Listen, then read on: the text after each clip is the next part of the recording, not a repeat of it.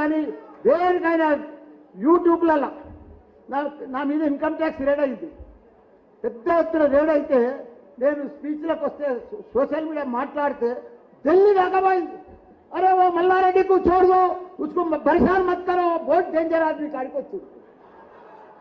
Income tax అని కూడా భయపడి ఇన్కమ్ పోయి నా సోషల్ మీడియా దిక్కెళ్ళి.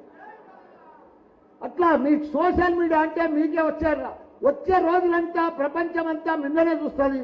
మీరు కూడా ఇలా కేటీఆర్ అన్నా కేసీఆర్ అన్నా ప్రపంచమంతానే ఒక చరిత్ర సృష్టించారు మన తెలంగాణ రాష్ట్రాన్ని.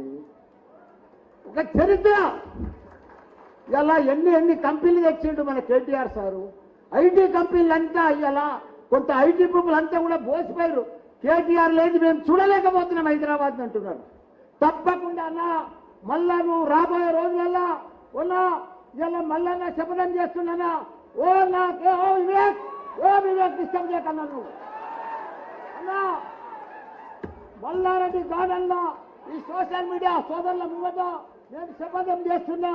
కొద్ది రోజులలోనే నిన్ను సీఎం చేసేదాకా నేను ఎదురబోతున్నాను. కొద్ది రోజులలోనే నేను శపథం చేస్తున్నాను.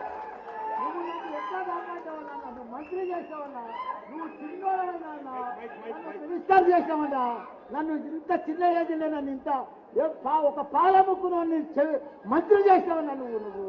నేను సోషల్ మీడియాలో ఇంత ఫేమస్ అయినా అంటే నీ దిక్కెళ్ళి అన్నా. నిన్ను ఎప్పుడు ఈ జన్మలో కాదు మళ్ళా జన్మలో కూడా మరవన్నా, నేను మళ్ళా జన్మలో కూడా నీ ఎంబడే ఉంటానా.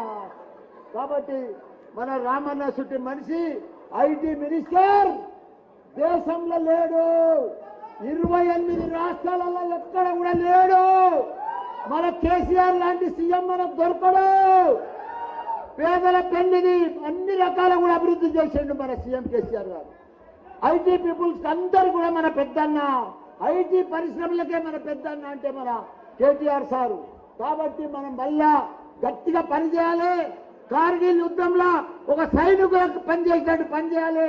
ఈ 15 దినాలు మనం నిద్ర